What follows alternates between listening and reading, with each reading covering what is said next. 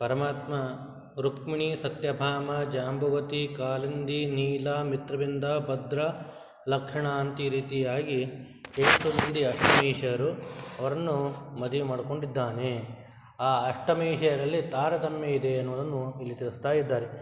ಭೀಷ್ಮ ಸತ್ಯ ಚೇಕತನುದ್ದೇವ ಜಾತಾ ಭೂಮೋ ಪ್ರಕೃತಿರ್ಮೂಲಭೂತ ತಯೇವಾನ್ಯಂ ಸರ್ವದಾನುಪ್ರವಿಷ್ಟಾ ಸಸ್ಯ ಮಧ್ಯೆ ಜಾಂಬವತಿ ಪ್ರಧಾನಾ.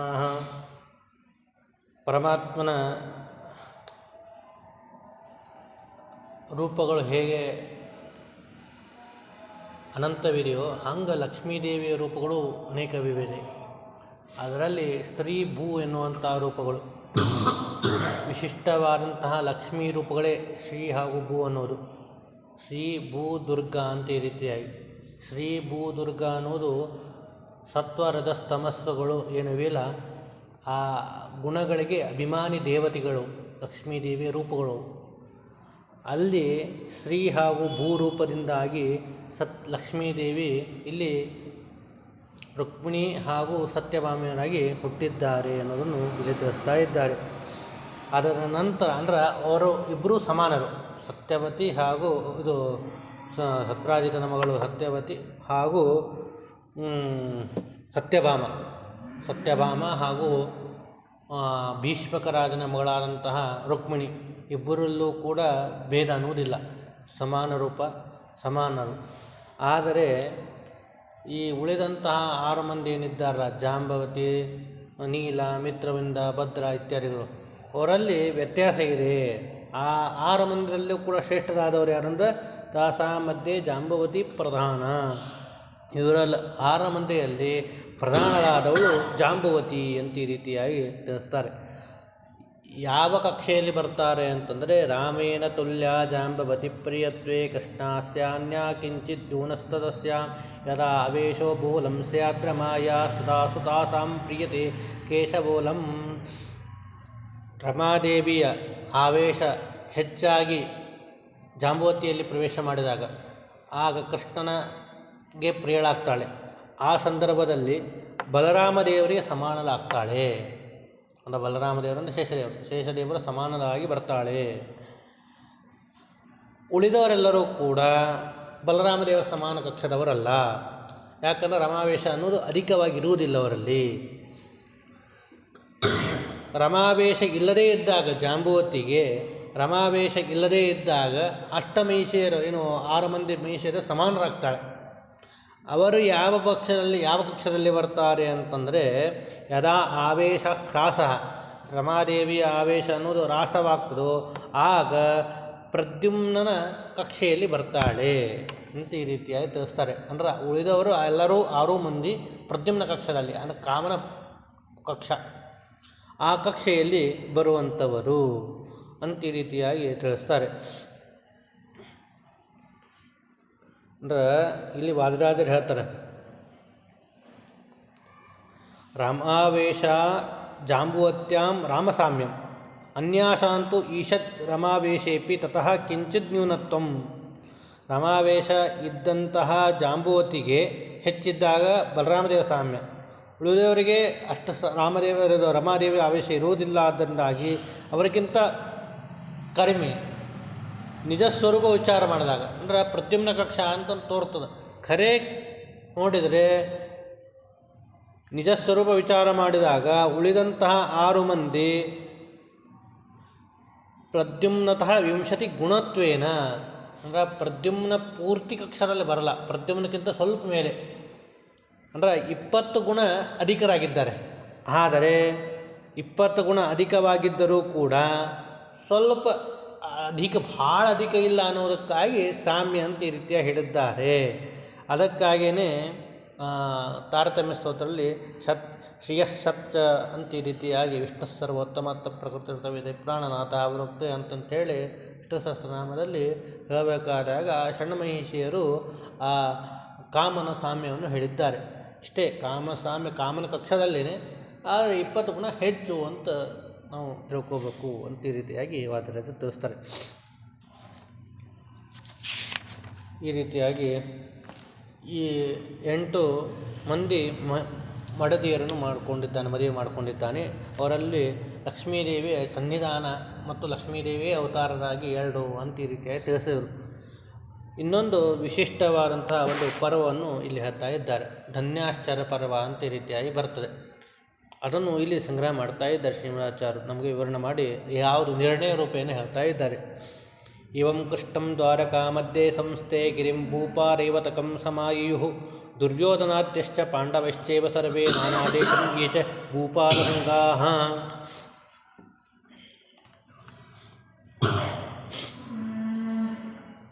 ಕೃಷ್ಣ ದ್ವಾರೆಯಲ್ಲಿ ಇದ್ದಾಗ ದ್ವಾರಕೆಯ ಸುತ್ತಲೂ ಒಂದು ದಾರಿ ಮಾಡಿದ್ದ.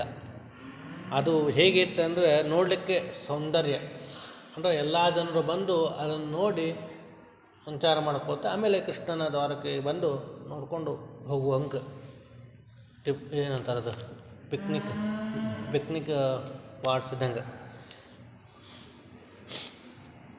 ದ್ವಾರಕೆಯ 4 ದಿಕ್ಕುಗಳು ಪೂರ್ವ, ದಕ್ಷಿಣ, ಪಶ್ಚಿಮ, ಉತ್ತರ.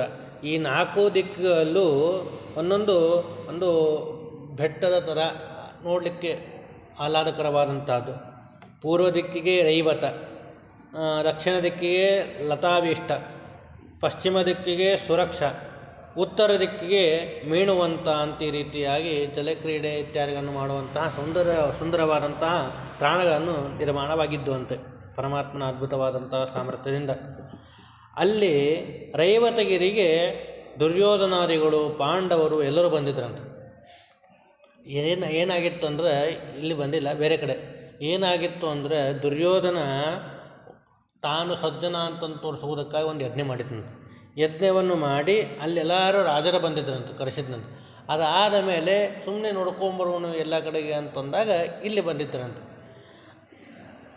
ಬಂದಾಗ ಕೃಷ್ಣನನ್ನು ನೋಡೋನು ಅಂತ ಈ ರೀತಿಯಾಗಿ ಕೃಷ್ಣನ ರೈವತ ನಗರಕ್ಕೆ ಬಂದು ಅದಾದ ಮೇಲೆ ದ್ವಾರಕಾಪುರಿಗೆ ಬಂದು ಕೃಷ್ಣನ ಭೇಟಿಯಾಗಿ ಮಾಡಬೇಕು ಅಂತ ಎಲ್ಲರೂ, ಪಾಂಡವರು ಇದ್ದಾರೆ, ದುರ್ಯೋಧನಾದಿಗಳು ಇದ್ದಾರೆ, ಎಲ್ಲರೂ ಇದ್ದಾರೆ. ಆ ಸಂದರ್ಭದಲ್ಲಿ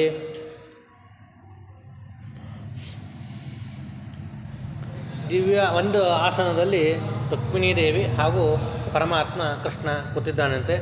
ಆಗ ನಾರದರು ಬಂದು ಪರಮಾತ್ಮನಿಗೆ ನಮಸ್ಕಾರ ಮಾಡಿ ಧನ್ಯೋಷಿ ಆಶ್ಚರ್ಯೋಷಿ ಇತ್ಯೇತಶ್ಚ ಏತಾಕಾಶಾನ್ ನಾರದಂ ಕೃಷ್ಣಮಾಹಂ ಸರ್ವೋತ್ತಮಸ್ತಂ ತಾದೃಶೋ ನಾಸ್ತಿ ಕಥಂಚಿತ್ ಇತಿ ಆಶ್ಚರ್ಯೋ ಧನ್ಯ ಇತ್ಯೇವ ಶಬ್ದಂ ದ್ವಯೇ ಇತ್ಯುಕ್ತೆ ವಾಸುದೇವಸ್ತಮಃ ದಕ್ಷಿಣಾಭಿಸ್ಸಾಕಮಿತ್ಯೇವಂ ಕೃಷ್ಣಂ ಪ್ರಪ್ರಚುರೇತೆ ಕ್ರೀಮಿಸಿ ಸ್ಮ ಭೂಪಾಃ ನಾರಾಯಣ ಮುನಿರೂಚೆ ತದೇತಿ ಶೃಣದದ್ಯಹಂ ಸ ನಾರಾಯಣದೋಪಿ. ಅಂದರೆ ನಾರದರು ಬಂದು ಧನ್ಯನಾಗಿದ್ದಿ, ಆಶ್ಚರ್ಯನಾಗಿದ್ದಿ ನೀನು, ಧನ್ಯೋಷಿ ಆಶ್ಚರ್ಯೋಷಿನಿ ಧನ್ಯೋಷಿ ಆಶ್ಚರ್ಯೋಷಿ ಅಂತ ಈ ರೀತಿಯಾಗಿ ವರ್ಣನೆ ಮಾಡಿದಂತೆ. ಅಂದರೆ ಏನು, ನೀ ಸರ್ವೋತ್ತಮನಾಗಿದ್ದಿ, ನಿನಗೆ ಸದೃಶರಾದವರು ಇಲ್ಲ, ನಿನಕ್ಕಿಂತ ಉತ್ತಮರಾದವರು ಯಾರೂ ಇಲ್ಲ, ನೀ ಸರ್ವೋತ್ತಮನಾಗಿದ್ದಿ ಎನ್ನುವಂಥ ಅಭಿಪ್ರಾಯದಿಂದಾಗಿ ಧನ್ಯನಾಗಿದ್ದಿ, ಆಶ್ಚರ್ಯನಾಗಿದ್ದಿ ಅಂತ ಈ ರೀತಿಯಾಗಿ. ಅಂದರೆ ಧನ್ಯ ಅಂದರೆ ಈ ಧನ್ಯ ಅಲ್ಲ, ಧನ್ಯತಾಭಾವ ಬಂತು, ಆಶ್ಚರ್ಯ ಆ ಅರ್ಥದಲ್ಲಿ ಅಲ್ಲ, ಸಮಾನರಿಲ್ಲ, ನಿನಕ್ಕಿಂತ ಉತ್ತಮರಾದವರು ಇರಲಿಲ್ಲ ಎನ್ನುವ ಅರ್ಥದಲ್ಲಿ ಈ ರೀತಿಯಾಗಿ ಶಬ್ದ ಪ್ರಯೋಗ ಮಾಡಿದಂತೆ. ಇಷ್ಟು ಹೇಳಿದಂತಲೇ ಪರಮಾತ್ಮನಾಕು ದಕ್ಷಿಣಾಭಿಸ್ಸಾಕಂ ಅಂತ ಇಷ್ಟು ಹೇಳಿದಂತ. ದಕ್ಷಿಣಾಭಿಸ್ಸಾಕಂ ಅಂತಂದಾಗ ನಾರದರ ಕೈ ಮುಗಿದು ನಕ್ಕು ಹೊಂಟ್ಬಿಟ್ರಂತ. ಅಲ್ಲಿ ನಡೆದಂಥವರಿಗೆ ಕೆಲವು ಜ್ಞಾನಿಗಳು ಗೊತ್ತು, ಆದರೂ ಏನಾಯಿತು ಎಲ್ಲ ಜನರಿಗೆ ಗೊತ್ತಾಗಬೇಕು ಅನ್ನೋದಕ್ಕಾಗಿ ಕೃಷ್ಣ ಕೇಳಿದಂತ ಏನು ಅವರು ಧನ್ಯೋಷಿ ಆಶ್ಚರ್ಯೋಷಿ ಅಂತಂದರು, ನೀವು ದಕ್ಷಿಣಾಭಿಸ್ಸಾಕಂ ಅಂತಂದ್ರಿ, ನಕ್ಕರು ನಮಸ್ಕಾರ ಮಾಡಿ ಹೊಂಟ್ಬಿಟ್ರು, ನಮಗೇನು ಅರ್ಥ ಆಗಲಿಲ್ಲ ಅಂತಂದಾಗ ಆಗ ಪರಮಾತ್ಮನೇ ಹೇಳ್ದಂತ, ನಾರದರೆ ನೀವೇ ಹೇಳ್ರಿ ಏನಾಯಿತು ಅಂತಂದು. ಆಗ ಹೇಳಿಕತ್ತಂತ ಏನು ಅಂತಂದರೆ, ಆಗ ಹೇಳಿದಂತೆ ಕೂರ್ಮೋ ದುಷ್ಟೋ ವಿಷ್ಣುಪಾದಸ್ಮಯುಕ್ತಾ ಸ ಉತ್ತಮಂ ನಾಸ್ತ್ಯಧಿಕಸ್ತಮೇತಿ. ನಾನು ಕೂರ್ಮವನ್ನು ನೋಡಿದೆ, ಗಂಗಾ ತೀರಕ್ಕೆ ಹೋಗಿದ್ದೆ, ಒಂದು ದೊಡ್ಡ ಕೂರ್ಮ, ಆ ಕೂರ್ಮವನ್ನು ನೋಡಿದೆ. ಆ ಕೂರ್ಮವನ್ನು ನೋಡಿ ನೀನು ಭಾರೀ ಧನ್ಯನಾಗಿದ್ದಿ, ನೀನು ಉತ್ತಮನಾಗಿದ್ದಿ, ನಿನಗೆ ಅಧಿಕರಾದವರು ಯಾರೂ ಇಲ್ಲ, ಉತ್ತಮ ನಾಸ್ತಿ ಅಧಿಕಸ್ತಿ, ಅಧಿಕರಾದವರು ಯಾರೂ ಇಲ್ಲ ಅಂತ ಈ ರೀತಿಯಾಗಿ ಹೇಳಿದಾಗ ಆ ಕೂರ್ಮ ಹೇಳ್ತು, ನನಗಿಂತ ಗಂಗಾದೇವಿ ಉತ್ತಮಳು, ಯಾಕಂದ್ರೆ ನಾನು ಎಷ್ಟು ಭಾರ ಎಲ್ಲ ಇದ್ದೀನಿ, ನನ್ನನ್ನು ಧಾರಣೆ ಮಾಡಿರುವಂಥ ಈ ಗಂಗಾ ಇದು ಉತ್ತಮ ಅಂತ ಈ ರೀತಿ, ಗಂಗಾ ಉತ್ತಮ ಅಂತ ಈ ರೀತಿ ಹೇಳಿದೆ. ಆಗ ಗಂಗಾದೇವಿಗೆ ಹೇಳಿದೆ, ನೀನು ಧನ್ಯೋಸಿ ಆಶ್ಚರ್ಯೋಸಿ ಅಂತ ಈ ರೀತಿಯಾಗಿ ಹೇಳಿದೆ. ಅದಾದ ಮೇಲೆ ಆ ಗಂಗಾ ಅಂದರೆ ನನ್ನನ್ನು ಎಲ್ಲವನ್ನೂ ಕೂಡ ಶೇಖರಣೆ ಮಾಡುವುದು ವರ್ಣ, ಸಮುದ್ರ, ಆ ಸಮುದ್ರ ಇದು ಉತ್ತಮ ಅಂತ ಈ ರೀತಿಯಾಗಿ ಹೇಳಿದರು.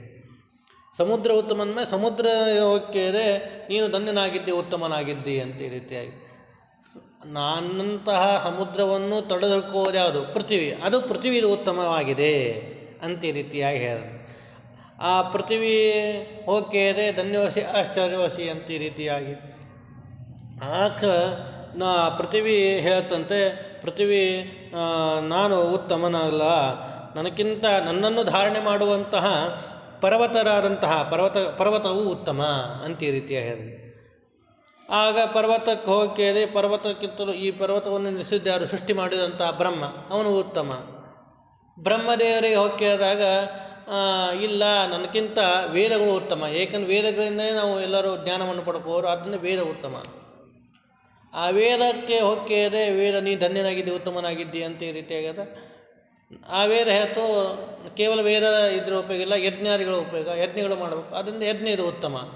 ಯಜ್ಞಗಳಿಗೆ ಕೇಳಿದಾಗ ಆಗ ಪರಮಾತ್ಮ ಇವನು ಉತ್ತಮ ಅಂತಂದ. ಪರಮಾತ್ಮ ಯಜ್ಞಕ್ಕಿಂತಲೂ ದಕ್ಷಿಣ ಅನ್ನುವುದು ಉತ್ತಮ, ಅದು ಆದಮೇಲೆ ನಾನು ಉತ್ತಮ ಅಂತ ಈ ರೀತಿಯಾಗಿ ಇಲ್ಲಿ ವಾದಿರಾಜರು ತಮ್ಮ ಟಿಪ್ಪಣಿಯಲ್ಲಿ ಬರೀತಾರೆ.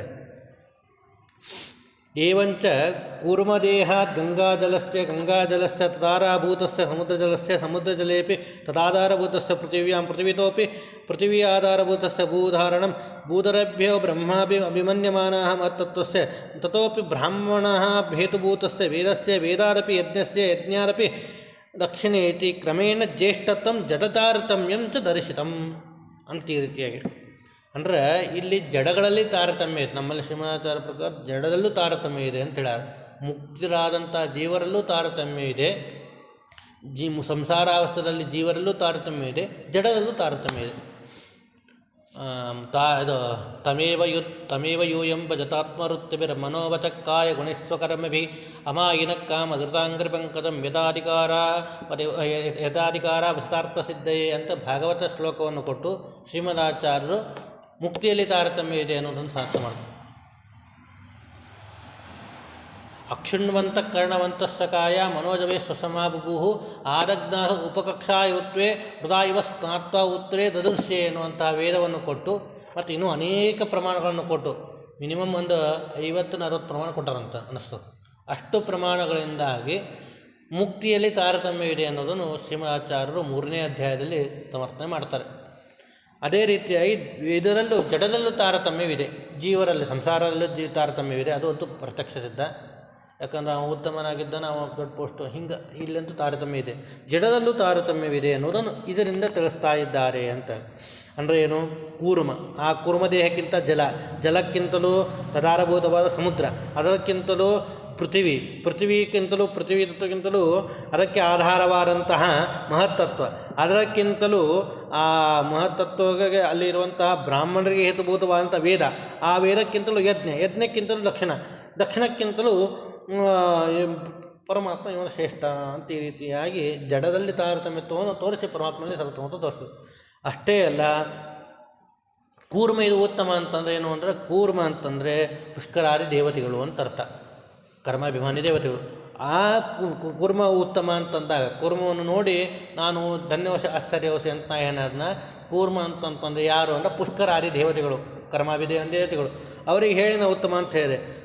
ದೇವತೆಗಳು ಹೇಳಿದ್ರು ಗಂಗಾ ಇತ್ತು ಉತ್ತಮಳ ಅಂತಂದು. ಗಂಗಾಕ್ಕಿಂತಲೂ ವರುಣ ಉತ್ತಮ, ವರುಣಕ್ಕಿಂತಲೂ ಯಾರು ಪೃಥ್ವಿ ಉತ್ತಮ ಅಂತಂತಂತಂದರು. ಪೃಥ್ವಿ ಅಂದ್ರೇನು? ಪೃಥ್ವಿ ಅಭಿಮಾನಿಯಾದಂತಹ ರಮಾದೇವಿ ಉತ್ತಮ, ಅದನ್ನೇ ಹೇಳಿದ್ರು. ಊಚೆ ಗಂಗಾ ಉತ್ತಮ ಸಾ ಜಲೇಶಃ, ಗಂಗಾ ಉತ್ತಮ ಅಂತಂದಾಗ ಗಂಗಾ ಹೇಳಿದ್ಲು ಉಮಾಚ ಊಚೆ ಪೃಥ್ವೀ ನಾಮಿಕಾ ಅಂತ ಶ್ರೀಮದಾಚಾರ್ಯರು. ಪೃಥ್ವಿ ಅಂತಂದರೆ ಪೃಥ್ವೀ ನಾಮಿಕಳಾದಂತಹ ಉಮಾದೇವಿ ಉತ್ತಮಳು ಅಂತ ಈ ರೀತಿಯಾಗಿ ತಿಳಿಸಿದರು.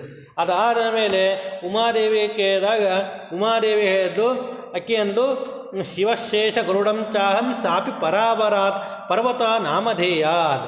ನನಗಿಂತಲೂ ಶಿವ ಮತ್ತು ಸಮಾನ ಕಕ್ಷರಾದಂಥ ಶೇಷಗರುಡ ದೇವರು ಉತ್ತಮರಾಗಿದ್ದಾರೆ. ಅವರಿಗೆ ಹೆಸರೇನು? ಪರ್ವತ ನಾಮಧೇಯ, ಪರ್ವತ ಎನ್ನುವ ಹೆಸರು. ಜಡದಲ್ಲಿ ಪರ್ವತ ಉತ್ತಮ.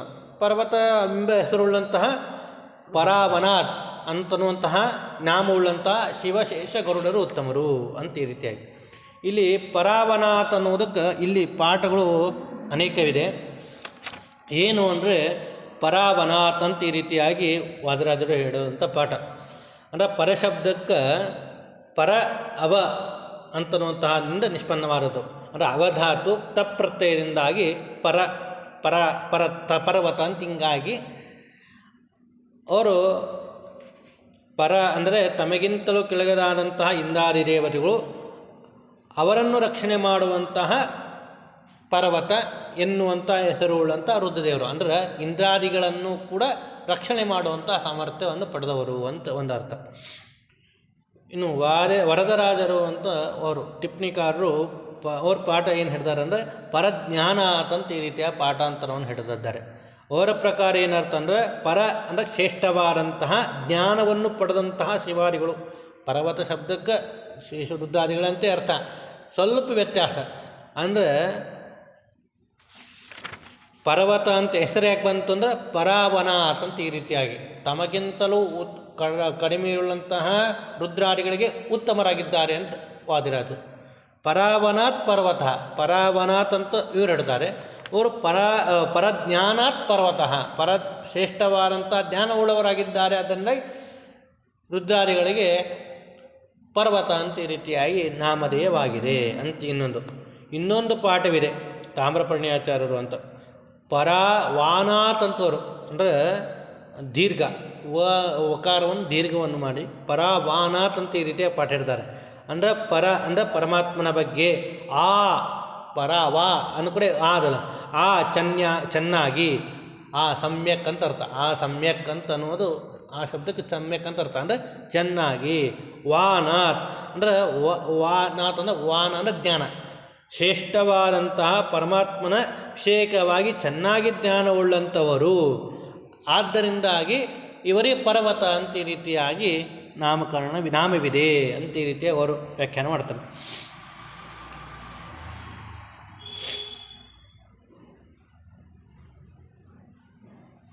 ಇನ್ನೊಂದು ರೀತಿಯಾಗಿ ಪರಾವನಾಥಂತೆ ಇನ್ನೊಂದು ಪಾಠ. ಅವರ ಪ್ರಕಾರ ವಾಧಾತುವಿನಿಂದ ನಿಷ್ಪನ್ನವಾದದ್ದು. ಅವ್ರ ಪ್ರಕಾರ ಪರ ಅಂದರೆ ಪರಮಾತ್ಮನಿಂದಾಗಿ ಆ ಚೆನ್ನಾಗಿ ರಕ್ಷಣೆಯನ್ನು ಪಡೆದವರು ಅಂತ ಈ ರೀತಿಯ ಇನ್ನೊಂದು ರೀತಿಯಾಗಿ ಅರ್ಥವನ್ನು ಮಾಡಿದ್ದಾರೆ.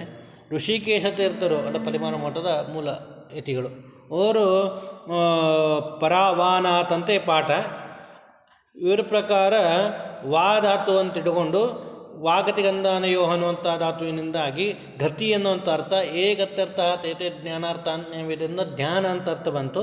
ಜ್ಞಾನ ಅಂತನ್ನುವಂಥ ಜ್ಞಾನದಿಂದಾಗಿ ಶ್ರೇಷ್ಠವಾದಂಥ ಜ್ಞಾನವನ್ನು ಪಡೆದವರು. ಆದ್ದರಿಂದ ಪರ್ವತ ಶಬ್ದವಾಚ್ಯರಾಗಿದ್ದಾರೆ ಅಂತ ಈ ರೀತಿಯಾಗಿ ಅವರು ವ್ಯಾಖ್ಯಾನ ಮಾಡಿದ್ದಾರೆ. ಆದ್ದರಿಂದ ಈ ವಾಕ್ಯಕ್ಕೆ ಅನೇಕರು ಅನೇಕ ರೀತಿಯಾಗಿ ಪಾಠವನ್ನು ಇಟ್ಟುಕೊಂಡು ಅನೇಕ ರೀತಿಯ ಅರ್ಥವನ್ನು ಮಾಡಿದ್ದಾರೆ. ಇರಲಿ, ಅಂದರೆ ಶೇಷಗರುಡ ರುದ್ರದೇವರು ಪರ್ವತ ಎನ್ನುವಂಥ ಹೆಸರುಳ್ಳವರು, ಅವರು ಉತ್ತಮರು ಅಂತ ಈ ರೀತಿಯಾಗಿ ಹೇಳಿದಾಗ ಆ ಶೇಷಗರುಡ ದೇವರು ಓಕೆ ಆಶ್ಚರ್ಯ ಹಾಗೂ ಇದು ಉತ್ತಮರಾಗಿದ್ದೀರಿ ನೀವು ಅಂತ ಈ ರೀತಿಯಾಗಿ ಹೇಳಿದೆ. ಆಗ ಅವರು ಹೇಳಿದರು, ನನಗಿಂತ ಉತ್ತಮರಾದವರು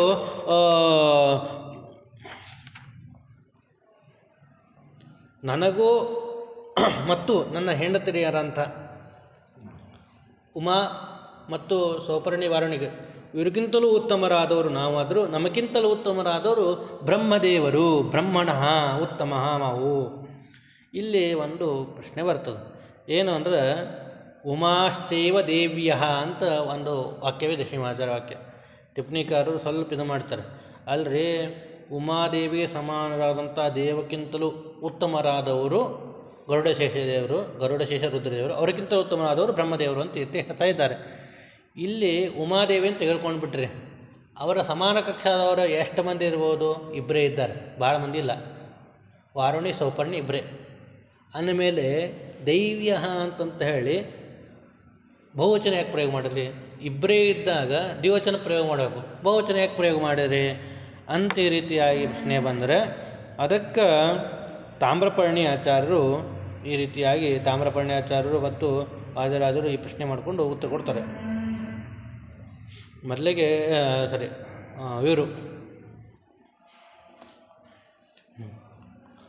ಏನು ಅಂತಂದರೆ ಯದ್ಯಪಿ ದೈವ್ಯ ಅಂತನ್ನೋದು ಹೇಳೋಕೆ ಕಾಣಿದಿಲ್ಲ, ಇಬ್ಬರೇ ಇದ್ದುದರಿಂದಾಗಿ ಬಹುವಚನ ಯಾಕೆ ಅಂತಂದರೆ ಆ ಉಮಾದೇವಿ ಹಾಗೂ ಸೌಪರ್ಣಿ ವಾರಣಿ ರೂಪಗಳೇ ಇದು ಒಂದೇ ಇರಲ್ಲ, ಅವರಿಬ್ಬರೇ ಇರ್ಬೋದು, ಅವುಗಳ ರೂಪ ಎಷ್ಟಿರ್ಬೋದು, ಬಹು ಆಗಿದೆ. ಆದ್ದರಿಂದಾಗಿ ಬಹುಪ್ರಕಾರ ಇದ್ದಿದ್ದರಿಂದಾಗಿ ಅವರಿಗೆ ಬಹುವಚನ ಪ್ರಯೋಗವನ್ನು ಮಾಡಿದ್ದಾರೆ ಅಂತ ಒಂದು ರೀತಿಯಾಗಿ ಅರ್ಥ. ಇನ್ನೊಂದು ಪ್ರಕಾರ ಅಂತಂದ್ರೆ ಹಿಂದೆ ಇದ್ದವರು ಈ ಕಲ್ಪದಲ್ಲಿ ಇಬ್ಬರೇ ಇರ್ಬೋದು, ಉಮಾದೇವಿ ಸೌಪರ್ಣಿ ವಾರಣಿ. ಉಮಾ ಅಂತ ಪ್ರತ್ಯೇಕ ಹೇಳ್ಬಿಟ್ಟಾರ, ದೇವ್ಯ ಅಂತನೋದು ಇಬ್ಬರನ್ನು ತೆಗೆದುಕೊಳ್ಕತ್ತಾರ, ಅವ್ರು ಇಬ್ಬರೇ ಇರ್ಬೋದು. ಶಬ್ದತ ಅವರ ಉಮಾದೇವಿ ಅನ್ನೋ ಇದ್ದಕ್ಕೆ ಇವರಿಬ್ಬರೇ ಅಂತ ಇಟ್ಕೊಂಡು ಇವರಿಬ್ಬರೇ ಇರ್ಬೋದು. ಆದರೆ ಹಿಂದೆ ಹೋದವರು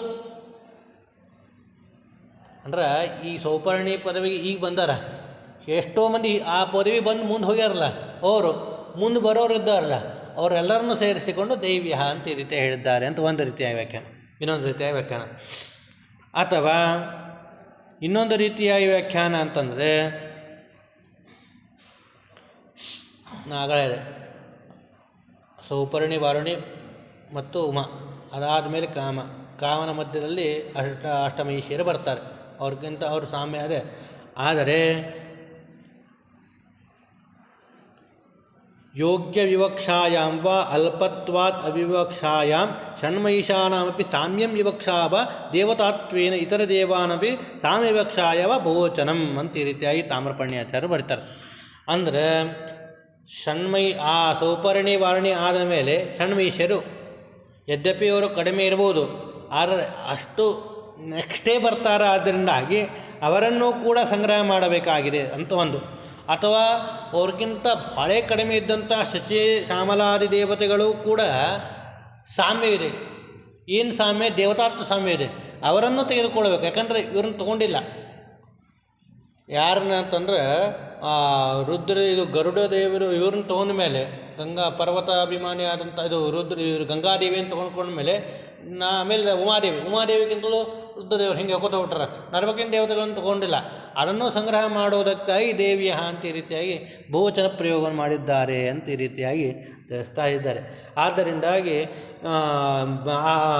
ದೇವತೆಗಳಿಗಿಂತಲೂ ಉತ್ತಮರಾದಂಥ ಅಂದರೆ ಸತ್ಯಾದಿ ದೇವತೆಗಳಿಗಿಂತಲೂ ಉತ್ತಮರಾದಂತಹ ವಾರುಣಿ ಸೌಪರ್ಣಿ ಉಮಾ, ಅವರಿಗಿಂತಲೂ ಉತ್ತಮರಾದಂಥ ರುದ್ರದೇವರಿಗಿಂತಲೂ ಉತ್ತಮರಾದವರು ಬ್ರಹ್ಮದೇವರು ಅಂತ ಈ ರೀತಿಯಾಗಿ.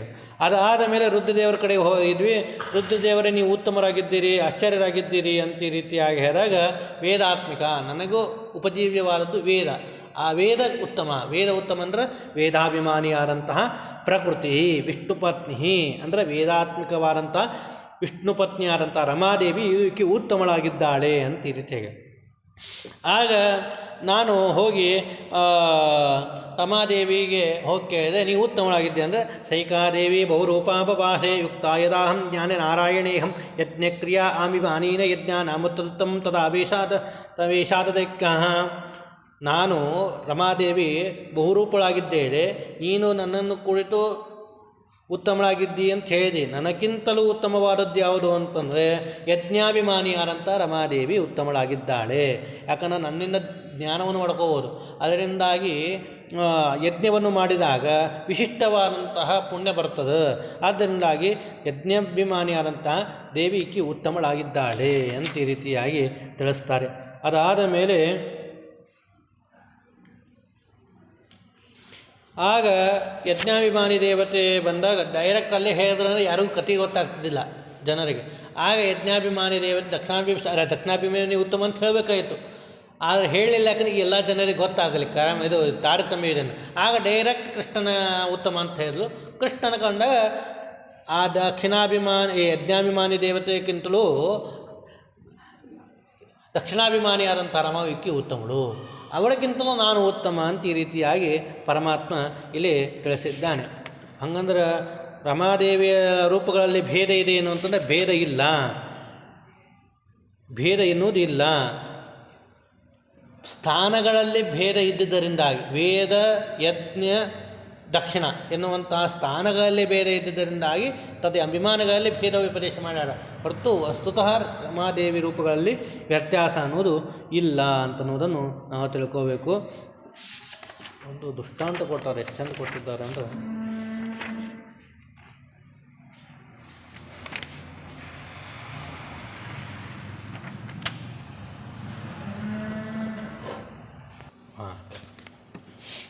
ಯಥಾ ಏಕಸ್ಯೇವ ರಾಜಕುಮಾರಸ್ಯ ಮೇಷತುರಂಗಗಜಾಕ್ಷೇಷು ಕ್ರಮೇಣಾಧಿಕಂ ಸ್ಥಾನೇಷು ಸ್ಥಿತೋ ತಸ್ಮಾತ್ ಸ್ಥಾನಕೃತಃ ನೀಚೋಚ್ಛಭಾವ ಉಪಾಧಿಕಾ ನೀಚೋಚ್ಚತ್ವಂ ದುಷ್ಟನಾಂ ದೃಶ್ಯತೆ ಅತ ಏವ ಗಜರಾಜಸ್ಥಿತಂ ಮಹಾರಾಜ ಇತಿ ಪರಿತೋ ನಮಂತಿ ತಥಾ ಇಹಾಪಿ ಏಕೋ ಭಾವಃ. ಅಂದರೆ ಸ್ವಲ್ಪ ನೀಚ ಉಪಮ ಅಂತಂದು ಕರೀತಾರೆ. ಸ್ವಲ್ಪ ಇದು ಅಂದ್ರೆ ಹೇಗೆ ಅಂದರೆ, ಒಬ್ಬನೇ ರಾಜ ಮೇಷದಲ್ಲಿ ಅಡ್ಡಾಡ್ತಾನೆ, ಆನೆಯ ಮೇಲೆ ಹೋಗ್ತಾನೆ, ಮತ್ತು ಕುದುರೆ ಮೇಲೆ ಅಡ್ಡಾಡ್ತಾನೆ. ಈಗಳಲ್ಲಿ ವ್ಯತ್ಯಾಸ ಇದ್ದಂತೆ ಅವನ ಒಬ್ಬನೇ ರಾಜ, ಆದರೆ ವ್ಯತ್ಯಾಸ ಆದಂತೆ ಅವನಲ್ಲಿ ಇದು ಸ್ವಲ್ಪ ನೋಡುವಂಥ ಜನರಲ್ಲಿ ಸ್ವಲ್ಪ ವ್ಯತ್ಯಾಸವಾಗಿ ನೋಡ್ತಾರೆ. ಹೇಗೋ ಹಂಗೆ ಸ್ಥಾನಗಳಲ್ಲಿ ವೇದ ಮತ್ತು ಯಜ್ಞ ಹಾಗೂ ದಕ್ಷಿಣ ಇವುಗಳಲ್ಲಿ ವ್ಯತ್ಯಾಸ ಇದ್ದಂದಾಗಿ ರಮಾದೇವಿಯಲ್ಲಿ ತಾರತಮ್ಯ ಇದೆ ಅಂತ ತೋರ್ತದೆ. ಆದರೆ ವಸ್ತುತಃ ರಮಾದೇವಿಯಲ್ಲಿ ತಾರತಮ್ಯ ಇಲ್ಲ. ಅಂದರೆ ಏನು ಅಂತಂದರೆ, ವೇದಾಭಿಮಾನಿ ದೇವತೆ ಅಂದರೆ ದೂರದಲ್ಲಿ ಇದ್ದು ಪರಮಾತ್ಮನನ್ನು ಸ್ತೋತ್ರ ಮಾಡ್ತಾ ಇರ್ತಾಳೆ.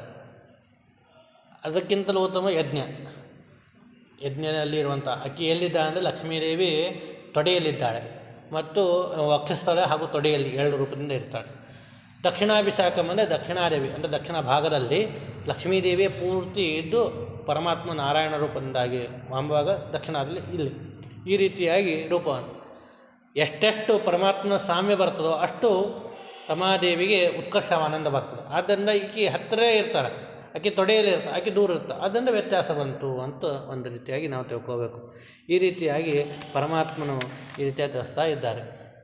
ಈ ರೀತಿಯಾಗಿ ಪರಮಾತ್ಮನ ಸರ್ವೋತ್ತಮತ್ವವನ್ನು ತಿಳಿದುಕೊಳ್ಳಬೇಕು ಅಂತ ನಾವು ಹೇಳ್ತಾ ಇದ್ದಾರೆ. ಶ್ರೀಕೃಷ್ಣ ಅರ್ಪಣ.